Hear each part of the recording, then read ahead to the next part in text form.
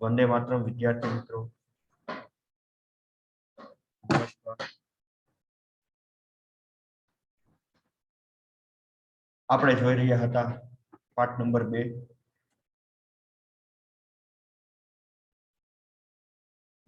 વિકાસના નિર્દેશકો, જેમાં આર્થિક વૃદ્ધિ અને આર્થિક વિકાસ વિશેની આપણે ચર્ચા કરતા હતા. જેમાં આપણે ગઈકાલે આર્થિક વિકાસનો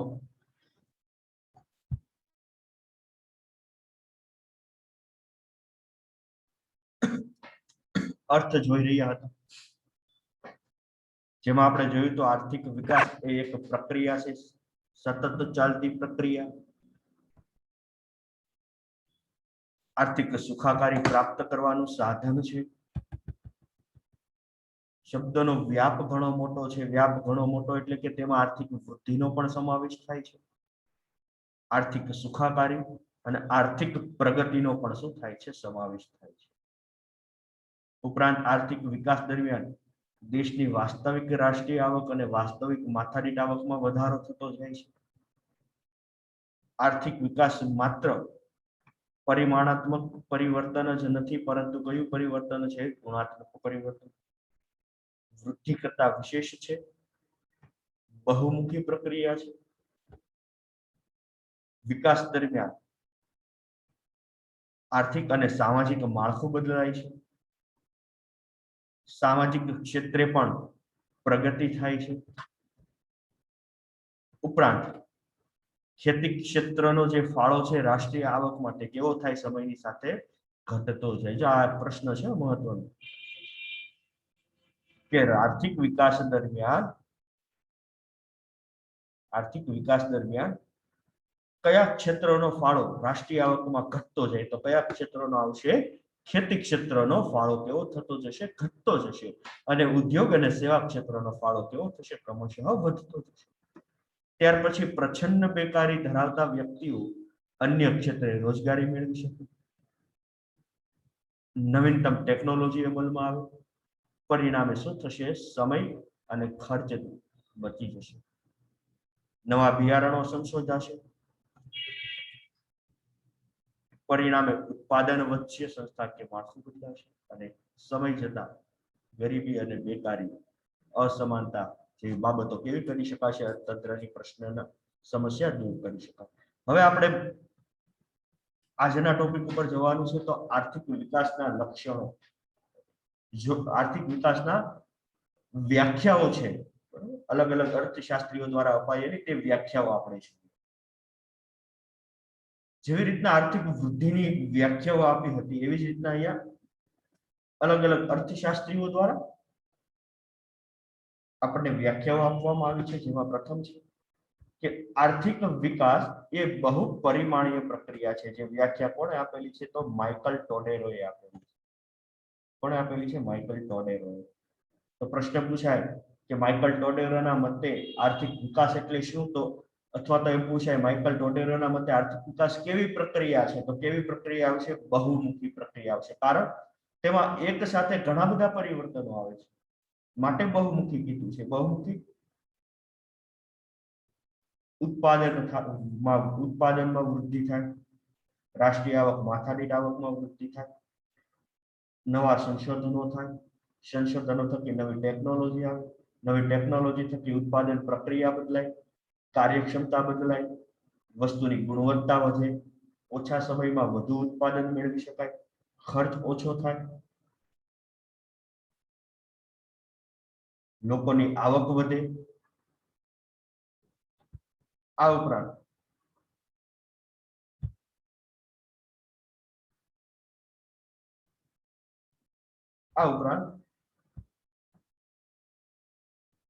લોકોની માનસિકતા બદલાય. પરિણામે કેવું કીધું છે? બહુમુખી પ્રક્રિયા. ત્યાર પછી G.M. મેર.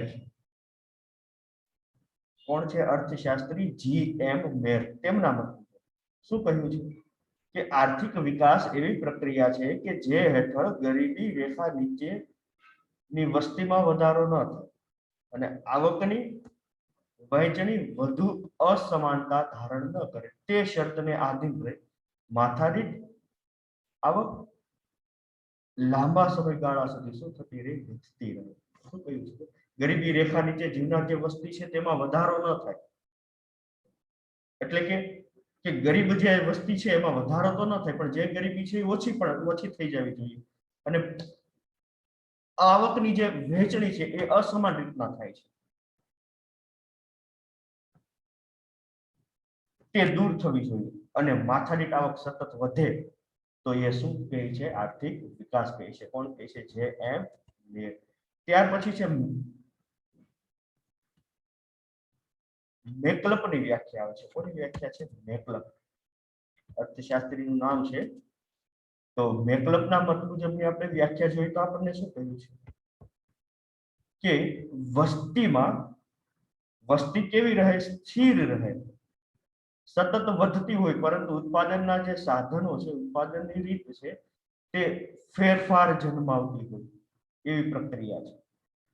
વસ્તી સ્થિર રહે અથવા તો વધે, પરંતુ ઉત્પાદનના જે સાધનો છે, ઉત્પાદનના સાધનો વધે, એની ઉત્પાદન પ્રક્રિયામાં ફેરફાર થાય. ઉત્પાદન પ્રક્રિયામાં ફેરફાર થવો એટલે કે ઉત્પાદન પ્રક્રિયા જે છે એ ટેકનોલોજીને આધારિત થઈ જવી, વૈજ્ઞાનિક પદ્ધતિને આધારિત થઈ જવી, જેમના લીધે શું થશે? માથાદીઠ આવકમાં સતત વધારો થશે અને પ્રજાનું જીવન ધોરણ ઊંચું જતું હોય તો તે દેશનો શું કહેવાશે? આર્થિક વિકાસ કહેવાશે. આ કોના મતે છે? તો મેકલપના મતે છે. કોના મતે છે? મેકલપના મતે. ગરીબ વસ્તી સ્થિર રહે અથવા તો વધે, પરંતુ ઉત્પાદનના સાધનો અને ઉત્પાદનની રીત પણ ફરી જાય અને માથાદીઠ આવકમાં વધારો થાય, જેથી લોકોનું જીવન ધોરણ સુધરે છે, તેને મેકલપ શું કહે છે? આર્થિક વિકાસ. તો આ ત્રણે ત્રણ અર્થશાસ્ત્રીઓની આપણને વ્યાખ્યા છે. તો જ્યારે જે અર્થશાસ્ત્રીના નામની આપણને વ્યાખ્યા પૂછવામાં આવે તો આપણે એમણે આપેલી જ વ્યાખ્યાનો આપણે શું કરીશું? ઉલ્લેખ કરીશું. આ ખાસ એક બાબત નોંધ લેવાની છે. ત્યાર પછી આવે છે આર્થિક વિકાસના લક્ષણો આવે છે. શું આવે છે? આર્થિક વિકાસના લક્ષણો છે. આપણને લક્ષણ આપણે જોઈએ, આપણને અહીંયા 7 મુખ્ય લક્ષણો આપેલા છે. કેટલા લક્ષણો આપેલા છે? 7. એ 7 લક્ષણો જોઈએ તો જેનાથી આપણને ખબર પડશે કે આર્થિક વિકાસ વાસ્તવમાં છે શું. ચાલો, જો શું કહ્યું છે? પ્રથમ કે આર્થિક વિકાસ સતત ચાલતી પ્રક્રિયા છે. કેવી પ્રક્રિયા છે? સતત ચાલતી. સતત એટલે ક્રમશઃ ક્રમમાં ચાલ્યા જ કરે. ચાલો જોઈએ. પ્રથમ લક્ષણ, આર્થિક વિકાસ એ સતત ચાલતી પ્રક્રિયા છે. તો એમના વિશેની આપણે માહિતી મેળવીએ તો શું કહ્યું છે આપણને? જોઈએ આપણે એક પછી એક લક્ષણ. તો પ્રથમ લક્ષણમાં આપણને અલગ અલગ ટોપિક આપણને આપેલા છે, તે જોઈએ. પ્રથમ કે આર્થિક વિકાસની પ્રક્રિયા ચોક્કસ દિશામાં નિયમિત ક્રમમાં ધીમી પણ મજબૂત પ્રક્રિયા છે. કેવી છે? કે આર્થિક વિકાસની જે પ્રક્રિયા છે, વિકાસની કઈ પણ જે પ્રક્રિયા ચાલે છે એ ચોક્કસ દિશામાં નિયમિત હોય, ક્રમમાં હોય. જેમ કે આપણને આર્થિક વિકાસમાં ઉપર આપણે અર્થ જોયો, જેમાં આપણને જણાવેલું હતું કે આર્થિક વિકાસમાં નવા નવા સંશોધનો થતા રહેતા, ટેકનોલોજી બદલાય, ટેકનોલોજી બદલાતા ઉત્પાદનની પ્રક્રિયા બદલાય. તો આ જે કંઈ પણ પ્રક્રિયા છે ને એ સતત હોય, ક્રમમાં ચાલતી હોય, નિયમિત ક્રમમાં હોય. ધીમી પરંતુ કેવી પ્રક્રિયા ચાલે? મજબૂત. કારણ કે હવે ફોર એક્ઝામ્પલ તરીકે આપણે ખેતી ક્ષેત્રમાં નવા નવા બિયારણોનું સંશોધન કરવાનું હોય તો એ સંશોધનની પ્રક્રિયા નિયમિત હોય, ક્રમમાં ચાલતી હોય. સ્ટેપ બાય સ્ટેપ જે ક્રમ આવતા હોય, જે પ્રક્રિયા ચાલતી હોય એ જ રીતના ચલાવવી પડે. અને પ્રક્રિયા શરૂઆતમાં ધીમી હોય છે. કેવી હોય છે? ધીમી. મજબૂત એટલે અહીંયા કેવી? પરંતુ જે પ્રક્રિયા હોય ને એ ચોક્કસ હોય છે, ક્રમિક હોય છે. ત્યાર પછી એવા જ નંબર 3 આપેલું છે આપણને નંબર 2 કે કોઈ પણ દેશમાં વિકાસની પ્રક્રિયા શરૂ કરવાનું કાર્ય સરળ છે પરંતુ તેને જાળવી રાખવાનું કાર્ય કેવું થાય છે મુશ્કેલ છે કે કોઈ પણ કાર્ય કોઈ પણ દેશ હોય ત્યાં વિકાસનું કાર્ય શરૂ કરવું કેવું છે સરળ હોય છે શરૂઆત તો થઈ જશે પરંતુ ત્યાર પછી જે એ નિયમિત ક્રમમાં એ જળવાવું જોઈએ એ કાર્ય મુશ્કેલ હોય છે ફોર એક્ઝામ્પલ તરીકે આપણે અહીંયા એક એક્ઝામ્પલ લઈએ આપણે પાઠ્યપુસ્તકની બહારનું એક એક્ઝામ્પલ સમજીએ ફોર એક્ઝામ્પલ તરીકે અત્યારે આપણે અહીંયા પરિવહન માટે એક બુલેટ ટ્રેન નો પ્રોજેક્ટ કાર્યરત છે ને બોમ્બે થી મારા ખ્યાલથી અમદાવાદ સુધી હવે એ પ્રક્રિયા શરૂ થઈ ગઈ છે તો એક વિકાસનું કાર્ય છે ને નવીનતમ ટેકનોલોજી દેશમાં આવે છે હવે એ શરૂ થઈ ગયા પછી એની જાળવણી તો જરૂરી છે કે નહીં જો જાળવણી નહીં થાય તો એ વ્યવસ્થિત રૂપમાં ટૂંક સમય બાદ કાર્ય ન પણ કરી શકે એવું હોય ને તો આમ પ્રક્રિયા શરૂ કરવી સરળ છે પરંતુ તેને જાળવી રાખવાનું કાર્ય કેવું છે ખૂબ એટલે ખૂબ મુશ્કેલ છે ત્યાર પછી નંબર 3 એમાં સામાન્ય રીતે વિકાસની પ્રક્રિયા શરૂઆતમાં ઝડપી હોય પણ સમયની જતા વિકાસની પ્રક્રિયા કેવી બને છે ધીમી બને છે કે એકવાર હમણાં જે આપણે એક્ઝામ્પલ લઈએ એટલે કે એક વખત આપણે પ્રથમવાર જ્યારે આપણે એ બુલેટ ટ્રેનનો માર્ગ તૈયાર થઈ જશે પછી માત્ર ને માત્ર આપણે એને જાળવી રાખવાનું છે વ્યવસ્થિત સ્વરૂપમાં માટે કહ્યું છે કે સમય જતા એ કેવું પડી જશે ધીમું પડી જશે આગળ ત્યારબાદ શું કહ્યું છે પરિમાણાત્મક અને ગુણાત્મક પરિવર્તન બંને પરિવર્તનોનો શું થશે અહીં સમાવેશ થાય છે ચાલો જો શું કહ્યું છે આપણે ધ્યાન આપીએ ટોપિક નંબર 2 આર્થિક વિકાસમાં ઉત્પાદનમાં વધારો એટલે પરિમાણાત્મક પરિવર્તન શું કહ્યું આર્થિક વિકાસમાં ઉત્પાદનમાં જે વધારો થાય એ પરિમાણાત્મક પરિવર્તન થયું પરંતુ સાથે સાથે શું કહ્યું સંશોધન દ્વારા વસ્તુની ગુણવત્તામાં સુધારો એટલે કેવું પરિવર્તન ગુણાત્મક પરિવર્તન કેવું પરિવર્તન ગુણાત્મક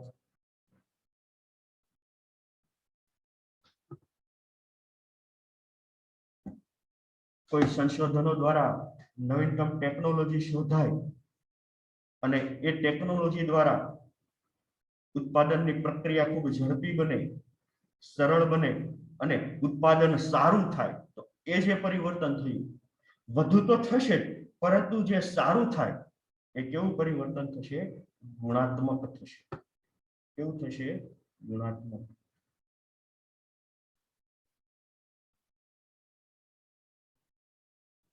આ ઉપરાંત શું કહ્યું નંબર 3 પરંતુ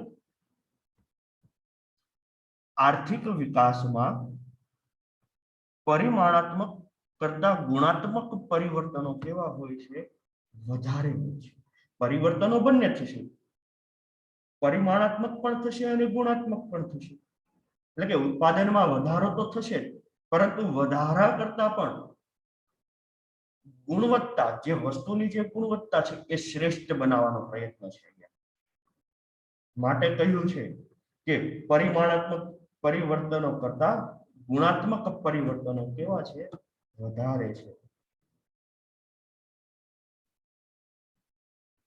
ત્યાર પછી શું કહ્યું અહીંયા નંબર 3 માંગમાં પરિવર્તન આવશે શેમાં પરિવર્તન આવશે? માંગમાં. તો જોઈએ તેમાં લક્ષણ નંબર 3 કે વિકાસ થવાથી લોકોની આવક વધે, રુચિ બદલાય, પરિણામે માંગ બદલાય છે.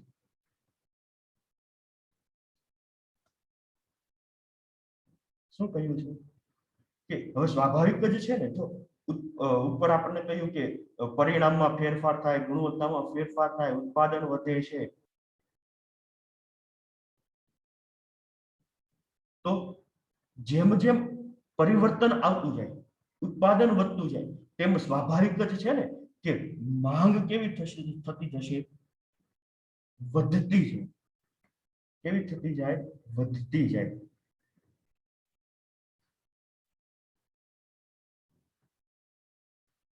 હવે માંગ વધતી જાય એટલે સ્વાભાવિક છે કે લોકોની આવક, એકબીજાની આવક કેવી થતી જાય? બદલાતી, વધતી જશે.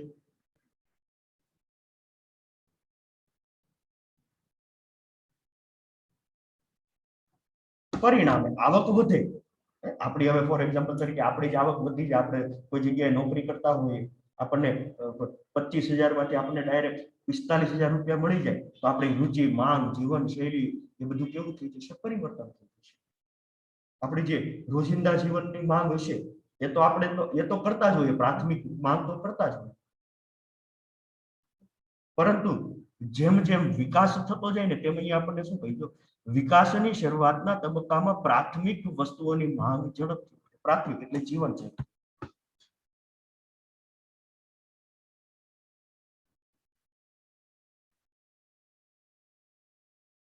હવે શું થશે?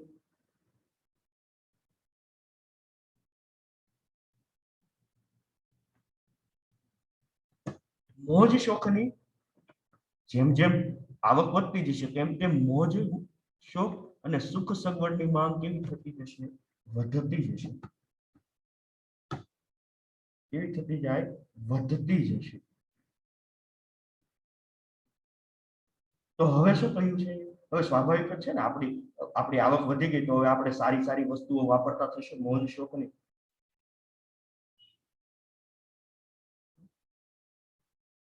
તો આપણે નવા સ્માર્ટફોન ખરીદીશું અથવા તો લેપટોપ પણ ખરીદીશું, તો આપણે આ મોજ શોખની વસ્તુ થઈ ને. તો આમ આપણી જે આવક વધતી જાય તેમ તેમ આપણી માંગ પણ કેવી થઈ જતી હશે? બદલાતી હશે. આ ઉપરાંત નંબર 4 શ્રમની ગતિશીલતા વધે છે. શ્રમ એટલે કાર્ય કરનાર જે વ્યક્તિ છે તેની વાત છે, શ્રમિક.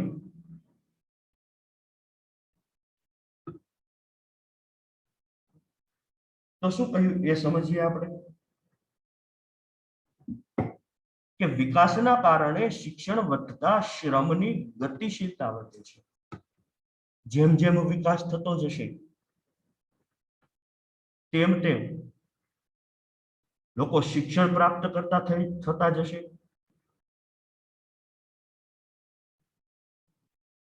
જેમ જેમ શિક્ષણ પ્રાપ્ત કરતા થશે તેમ તેમ લોકોને સારી નોકરી પ્રાપ્ત થશે, સારું કાર્ય મળશે. તમે પોતે જ છો, અત્યારે આપણે શિક્ષણ પ્રાપ્ત કરીએ છીએ, તમે કોલેજનું શિક્ષણ પ્રાપ્ત કરશો, સારી એવી ડિગ્રી મેળવશો, અને હવે તમને અહીંથી અમદાવાદમાં કોઈ સારી એવી બેંકમાં તમને જોબ મળે તો સ્વાભાવિક જ છે ને તમે અહીંથી ત્યાં જશો. તો એ શું કહેવાનું? શ્રમની ગતિશીલતા કહેવાનું. શ્રમની ગતિશીલતા વધે, કારણ શિક્ષણનો દર જેમ જેમ વધતો જશે તેમ તેમ લોકો પાસે સારી સગવડતા હશે, તેને નોકરી પ્રાપ્ત કરવા માટેના ઘણા બધા વિકલ્પો હશે. તો માટે તે એક જગ્યાએથી બીજી જગ્યાએ ગતિ કરશે, સ્થળાંતર કરશે.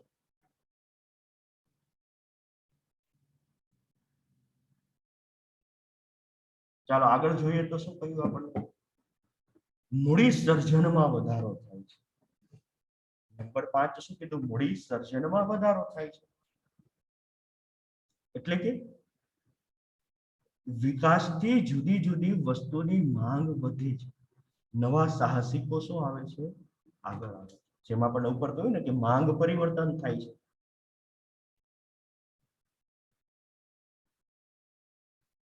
તો જેમ જેમ માંગ બદલાતી જાય અથવા તો જેમ જેમ માંગ વધતી જશે,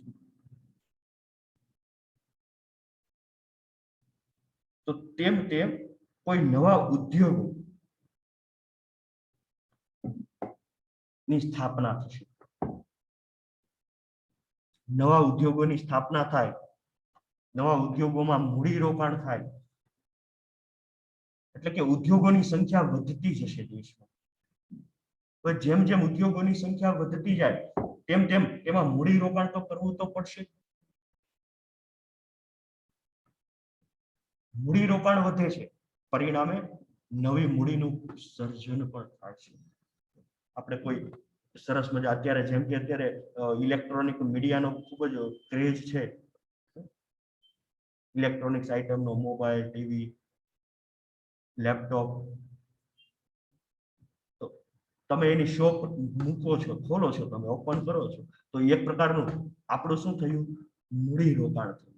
આપણે શું થયા, નવા સાહસિકો થયા. હવે તમે મૂડી રોકાણ કરો છો તો સ્વાભાવિક જ છે ને, એમાંથી તમને આવક થશે જ ને. તો એ જે આવક થઈ ને એ મૂડીનું સર્જન થયું. શું થયું કહેવાય, મૂડીનું સર્જન.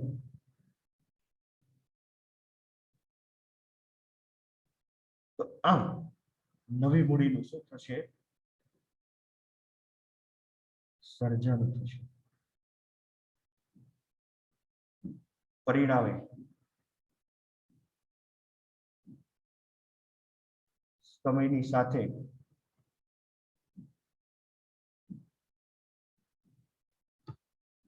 લોકોની આવકમાં વધારો થતો જશે અને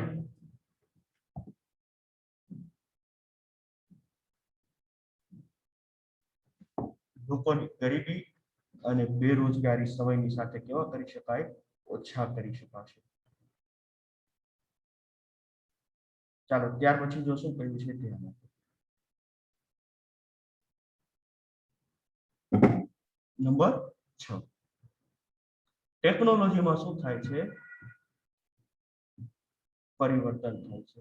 શું થાય છે, પરિવર્તન.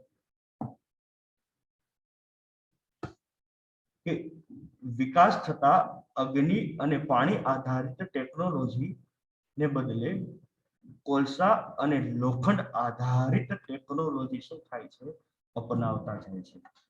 સમય બદલાતા,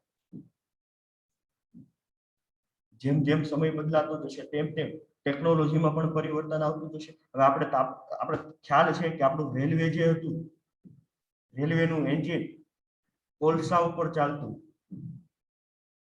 ને, કોલસાથી ડીઝલ ઉપર ચાલતા એન્જિનો આવ્યા, સ્ટીમ એન્જિન આપ્યું. ત્યાર પછી વર્તમાન સમયમાં ઇલેક્ટ્રિક લાઇટ, વીજળી ઉપર ચાલતા એન્જિનો આવી ગયા. તો આમ સમય જતા ટેકનોલોજીમાં શું થઈ જાય છે, પરિવર્તન.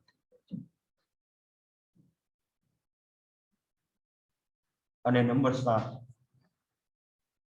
અમુક તબક્કા બાદ વિકાસની પ્રક્રિયા કેવી બની જાય છે, સ્વયંભૂ બની જાય છે. સ્વયંભૂ એટલે હવે ક્રમશઃ ચાલ્યા કરશે. હવે માત્ર ને માત્ર આપણે એને શું કરવાની છે, જાળવણી કરવાની છે. શું કરવાની છે, જાળવણી કરવાની છે. ચાલો ત્યારબાદ શું કહ્યું આપણને,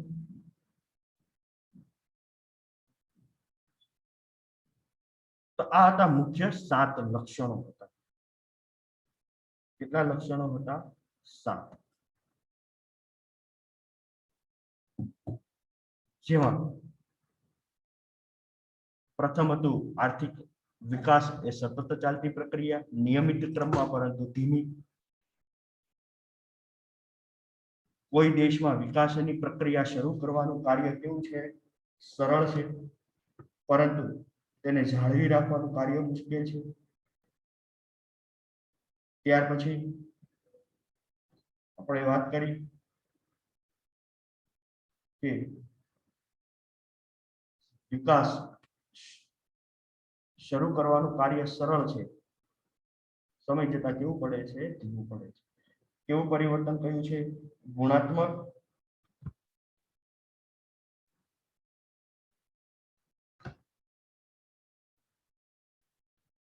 પરિવર્તન અને પરિણાત્મક પરિવર્તન બંને છે.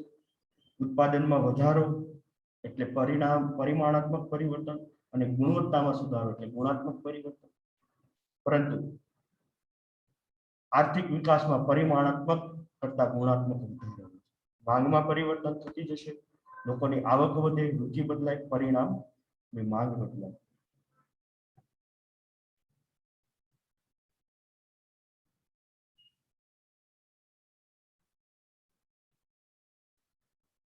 ત્યારબાદ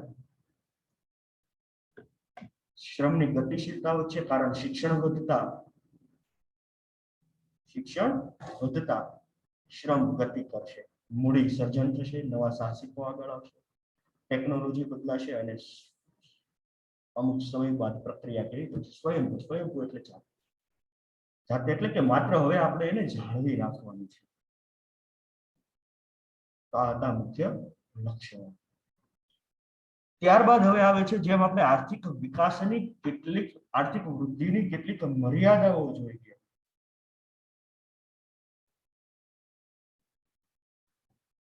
કેવી રીતે આર્થિક વિકાસની પણ આપણને કેટલીક મર્યાદાઓ આપેલી છે. શું આપેલી છે? મર્યાદાઓ.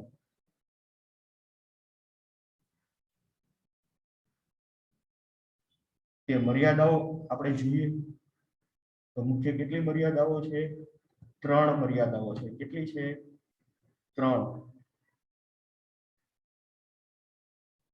જેમાં વાત કરીએ તો 3 મર્યાદાઓ.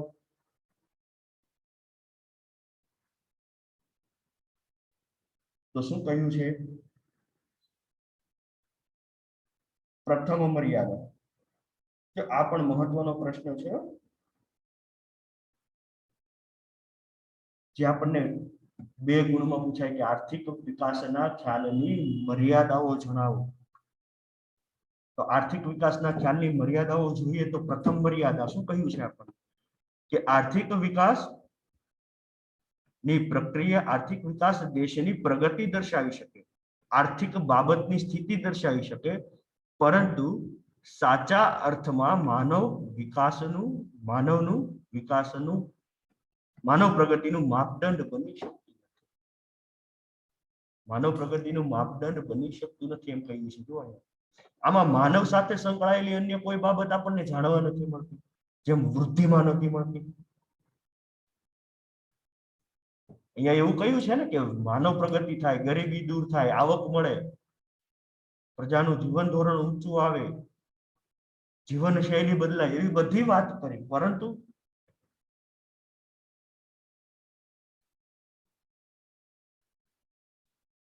સાચા અર્થમાં માનવ સાથે સંકળાયેલી જે બાબત છે,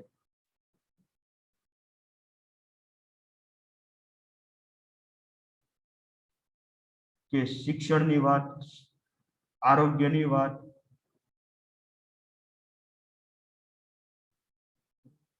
તેની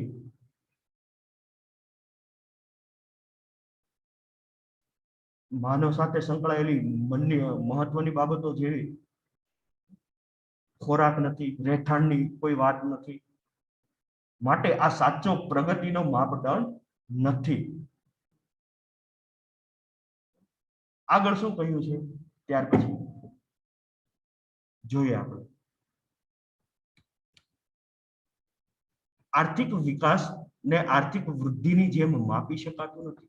ઉત્પાદનમાં વધારો થાય એ માપી શકાય ને, કે ભાઈ ગયા વર્ષ કરતા આપણે આજે આ વર્ષે કાપડનું જે ઉત્પાદન છે ગયા વર્ષે 5000 મીટર હતું, આ વખતે 10000 મીટર છે, એને ચોક્કસ માપમાં માપી શકાય. પરંતુ વિકાસને કઈ રીતના માપવું? લોકોના જીવન ધોરણને કઈ રીતના માપવા છે? કહ્યું છે ને કે લોકોનું જીવન ધોરણમાં પરિવર્તન આવે, સમાજમાં પરિવર્તન આવે, તો એ માપવું કઈ રીતના સમાજમાં પરિવર્તન આવ્યું? જીવનશૈલી બદલાણી એ કઈ રીતના માપવું એ માપી શકાતું નથી. કે આર્થિક વિકાસને માપવાનું કાર્ય કેવું છે, ખૂબ જ મુશ્કેલ છે. કારણ કે તે આર્થિક વિકાસમાં સમાજમાં આવેલા પરિવર્તનોનો પણ આમાં સમાવેશ થાય છે. એનું માપ કાઢવું કેવું છે, મુશ્કેલ છે. કેવું છે, સમાજમાં કોઈ પણ પરિવર્તન આવે, લોકોની જીવનશૈલી બદલાય, તો એ આપણે માપી શકાય ખરા? ચોક્કસ મેજર ટેપમાં માપી શકાય? ઉત્પાદનમાં વધારો માપી શકાય કે ગયા વર્ષે 100 કિલો ઘઉંનું ઉત્પાદન થયું, તો આ વર્ષે ઘઉંના ઉત્પાદન 200 કિલો થયું, તો એ ચોક્કસ પ્રમાણમાં માપી શકાય. પરંતુ સમાજમાં આવેલા પરિવર્તનોને માપી શકાતા નથી. પરિણામે આર્થિક વિકાસ અને વૃદ્ધિની જેમ માપી શકાતું નથી. ત્યારબાદ શું કહ્યું છે આપણે જોઈએ તો,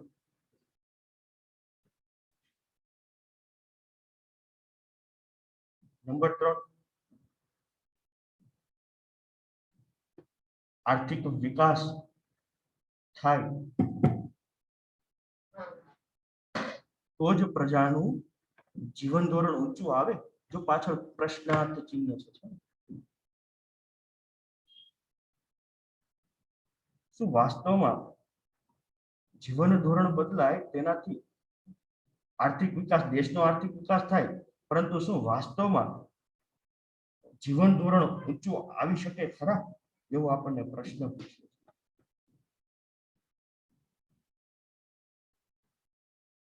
ત્યારબાદ ભારતમાં આજે આર્થિક વિકાસ થાય છે, પરંતુ પ્રજાના જીવન ધોરણમાં ખૂબ સુધારો થયો નથી.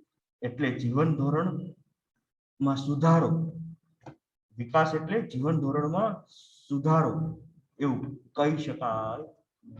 વર્તમાન સમયમાં આપણા દેશમાં સૌથી વધારે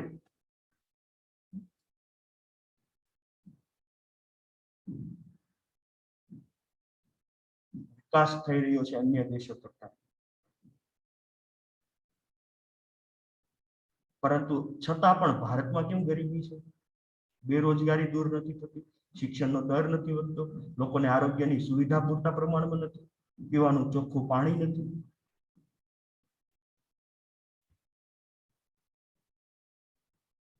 તો વાસ્તવમાં એવું કહી શકાય કે દેશનો આર્થિક વિકાસ થયો છે? ન કહી શકાય.